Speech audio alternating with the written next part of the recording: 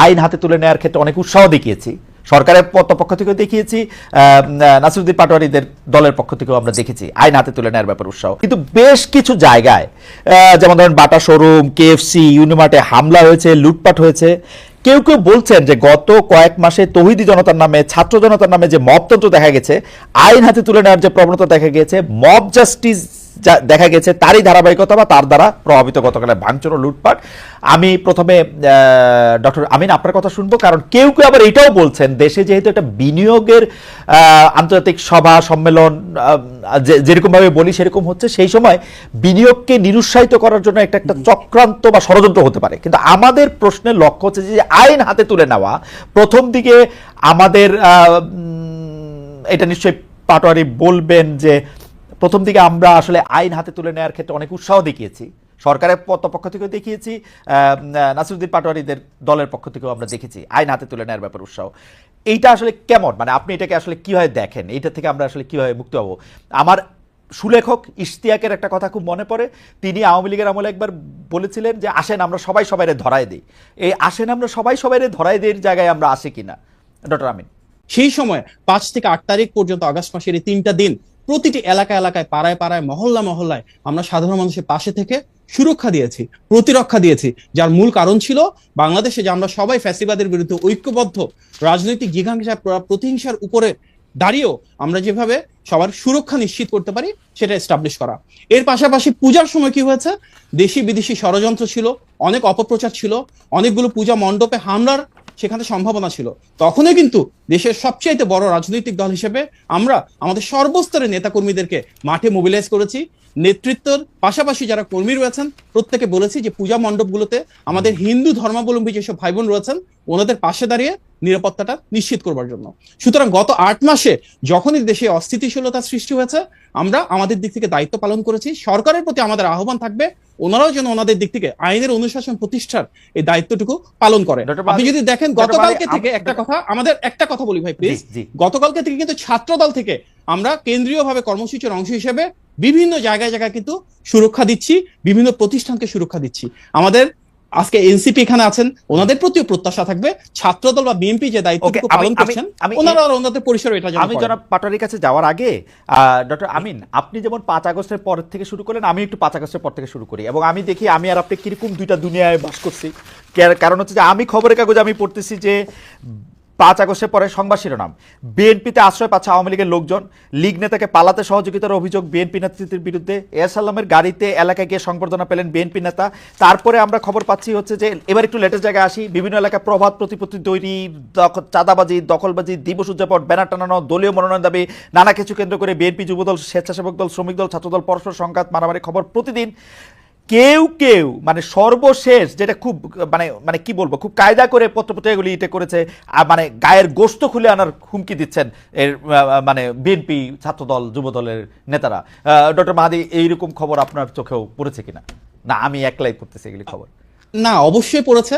আমার চোখে এই খবরও পড়েছে যে সুবিশাল দলের বিচ্ছিন্নভাবে যারা এই ধরনের কাজের সাথে সম্পৃক্ত প্রত্যেকের বিরুদ্ধে স্থগিতাদেশ দেওয়া হয়েছে, বহিষ্কারাদেশ দেওয়া হয়েছে। আমার চোখে এটাও পড়েছে আমাদের ভারপ্রাপ্ত চেয়ারম্যান প্রতিনিয়ত কঠোর নির্দেশনা আমার দলের নেতাকর্মীদেরকে দিচ্ছেন, যারা এর সাথে জড়িত তাদের বিরুদ্ধে যেন অবশ্যই সাংগঠনিক ব্যবস্থা নেওয়া হয়। আমি আপনাকে উৎসাহিত করব সেই নিউজগুলো যদি আপনার একটু প্রচার করেন তাহলে এই নিউজগুলো কিন্তু আমি আসলে দেখেছি। কিন্তু ঘটনা হচ্ছে এইটা কি একটু বলবেন যে আসলে আওয়ামী লীগ নেতারা আপনাদেরকে টাকা পয়সা দিয়ে পালাইছে? মানে যারা ওই পারে যাইতে পারছে তারা বিএনপির লোকেরা কন্ট্রাক্ট করে নিয়ে তাদের ওই পারে দিয়ে আসছে? আচ্ছা, এই যে আওয়ামী লীগ আমরা বলি ফ্যাসিবাদটা প্রতিষ্ঠিত হয়েছে কিসের উপর ভিত্তি করে? আমাদের বিএনপি নেতা টাকা নিয়ে শাস্তি দিলেন আমাদের রক্তের উপর দাঁড়িয়ে, এবং আমাদের সাংগঠনিক সিদ্ধান্ত রয়েছে যে কোনো মূল্যে আওয়ামী লীগের যারা এসব গুম খুনের সাথে জড়িত ছিল, যারা নৈরাজ্য, নাশকতা এবং মানবাধিকার লঙ্ঘন করেছে তাদেরকে অবশ্যই বিচারের আওতায় আনতে হবে। আমাদের প্রশ্ন এখানে যে কিভাবে আওয়ামী লীগের এই শত শত মানুষ পালিয়ে চলে গেল, আইন শৃঙ্খলা বাহিনী তখন কি দায়িত্ব পালন করেছে? আমাদের প্রশ্ন এটাই যে এখনো ৮ মাস পেরিয়ে গেল, কেন ফ্যাসিবাদের দোসরেরা রাষ্ট্রযন্ত্রের বিভিন্ন জায়গায় পদায়িত হচ্ছে? কেন তার রাষ্ট্র কাঠামোতে এখনো বিভিন্ন জায়গায় রয়েছে? আমরা তো বারবার বলছি আইন শৃঙ্খলা বাহিনীর কথা। আমি শুনছি যে সকল পুলিশ যারা কি পজিশনে বসছেন বা প্রশাসক যারা হয়েছেন, correct me if I am রং, তারা সবাই বিএনপির পছন্দের বিএনপির লোক। আমি জানি না আপনি কোথা থেকে শুনেছেন, বাট আমার মনে হয় না ঠিক আছে। এটার ভিতর সত্যতা আছে। আচ্ছা ঠিক আছে, আমি আসছি আবার আপনার কাছে। বিএনপি যদি বিএনপির লোকে হতো তাহলে তো বিএনপি সারাক্ষণই বলতো যে ঠিক আছে আমরা যেভাবে চাই সেভাবে হয়, তা তো হচ্ছে না। এটা তো মুখে বলতেছে না, অন্তরে বলতেছে বলে মনে হচ্ছে আমার।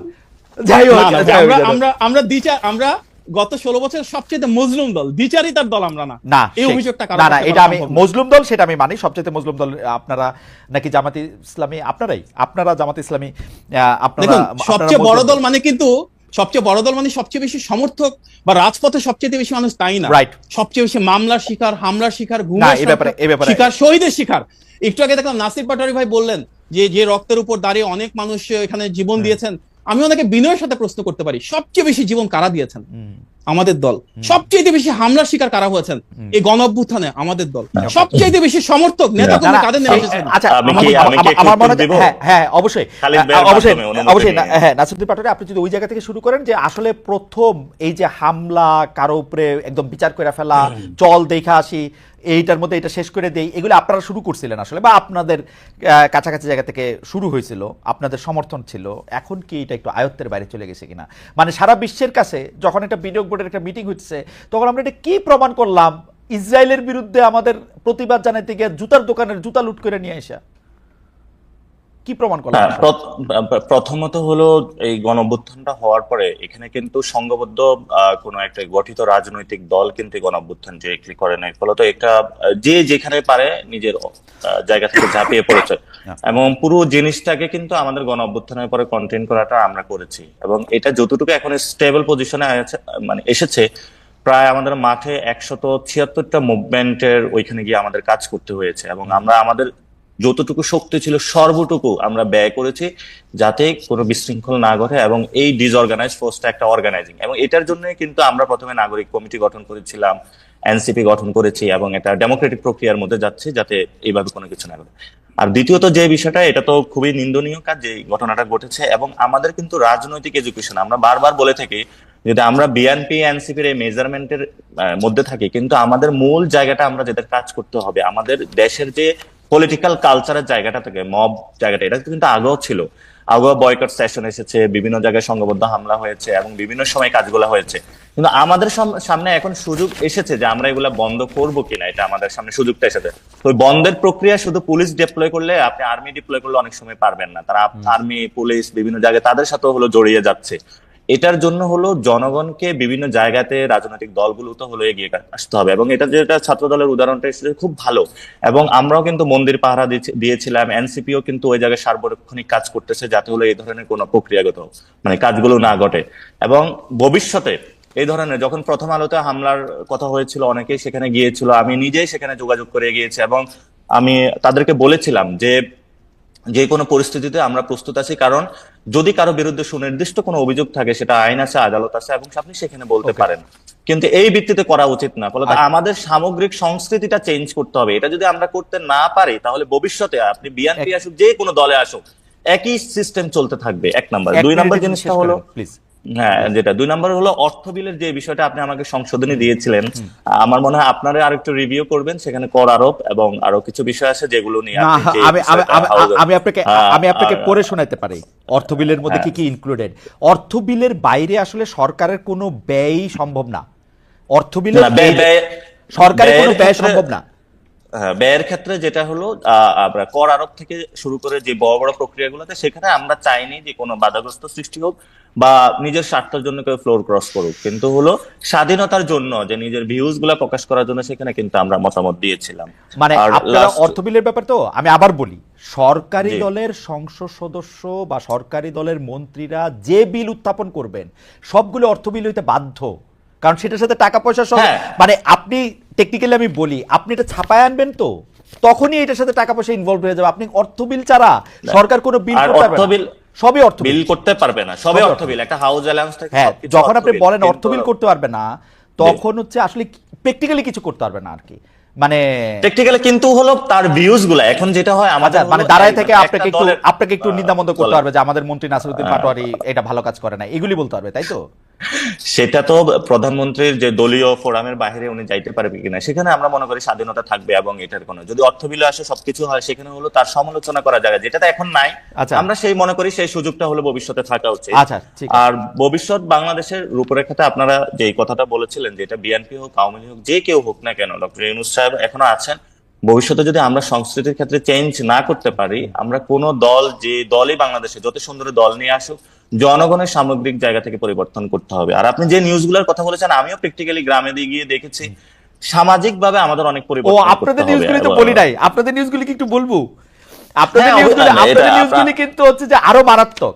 আপনারা হ্যাঁ। টেলিফোন করে চিফ জুডিশিয়াল ম্যাজিস্ট্রেটকে সরায় দেন যে না, আপনার এখানে এরকম- নিয়োগের জায়গা থেকে এটা করতে হবে। আপনারা প্রায় প্রতিটা উপজেলা এবং জেলা সরকারি কর্মকর্তাদের অফিসে এই যে ধরেন ছোটখাটো যে কোনো নিয়োগ এগুলির পাইলে আপনারা ঝাঁপায় পড়েন। আপনারা প্রতিটা থানায় ফোন করেন, ফোন করে করে বলেন আমি সমন্বয় কুমুক।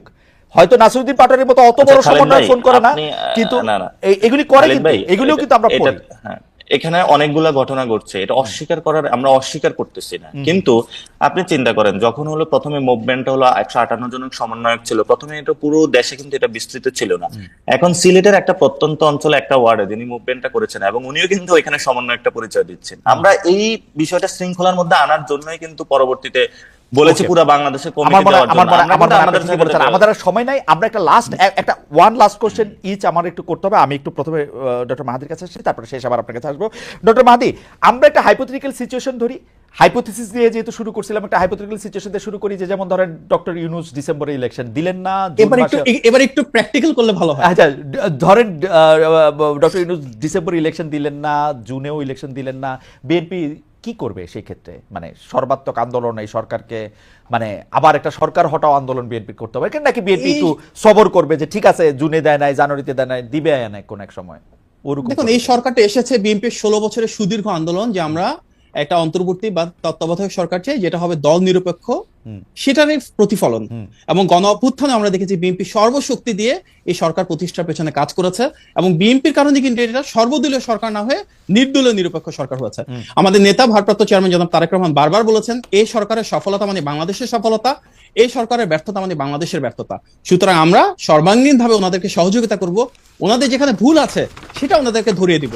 আজকে আমরা যা দেখছি, নির্বাচনের সাথে সংস্কারকে মুখোমুখি করে ফেলা হচ্ছে, যেটা একেবারে অনাকাঙ্ক্ষিত। Okay. আমি একটা কথা এখানে বলতে চাই, যে সংস্কার বলতে কিন্তু শুধুমাত্র কেতাবি বা তাত্ত্বিক কোনো কিছু না। Okay. সংস্কার বলতে আপনারা সব সংবিধানের সংস্কার কিছু মেনে নেন, শব্দ- সব সংস্কার মেনে নেন, 1 মাস লাগবে সাইন করতে, ইলেকশনের পথে আর কোনো না। বাধা থাকবে না। দেখুন, বলেন, একটা সব কথা বলি, সংস্কার যে মানছি। সংবিধান, আচ্ছা আপনি মানবেন সংবিধানে যেমন ধরেন একটা দেশের নাম পরিবর্তন করা, না, এগুলি নাম মানবো না, পরিবর্তন এগুলি মানবো না, এগুলি মানবো তাহলে না। মানবেন কি হবে? যেমন আপনি এগুলি জানেন, মানবো না। আপনাদের নলেজে, আপনাদের knowledge-এর দুইবার জন্য প্রধানমন্ত্রী বলি, মানবো, নর্থ কোরিয়া, 4 নর্থ বছর কোরিয়া, করে মারবো, এগুলা ওই আচ্ছা, শুনুন। ডাইরেক্ট ওই দ্বিপক্ষ হইলে ওগুলি 3-4টা মানে নর্থ কোরিয়ার মতন বিশ্বের সবচাইতে বড় স্বৈরাচারী দেশ, তার অফিসিয়াল নাম কি জানেন? অফিসিয়াল নাম হচ্ছে Democratic People's Republic of North Korea. Right, জানি আমি ডিপিআর। তাহলে বাংলাদেশের আপনার নামের পরিবর্তন করে গণপ্রজাতন্ত্রী না জনগণতন্ত্রী, এগুলো তো ম্যাটার করে না খুব বেশি। আমাদের মনে হয় সংবিধানে পরিবর্তন, রাষ্ট্রে পরিবর্তন হতে হবে আমার এমন ভাবে। শিক্ষক আলী রিয়াজ স্যারকে প্রফেসর ইউনূস একটা দায়িত্ব দিয়েছেন, তিনি তার দায়িত্ব সুচারুরূপে পালন করতে গিয়ে অনেক বিস্তারিত একটা মানে পরিধি সীমানা দেখিয়েছেন। এর তো মানা না মানা জনগণের উপরেই আসলে না, নির্ভর আমরা করে। আমরা কিন্তু যেই আমরা মনে বিষয়গুলি করি, নিয়ে আমাদের আসলে কোনো দ্বিমতি থাকা উচিত দেখুন, না।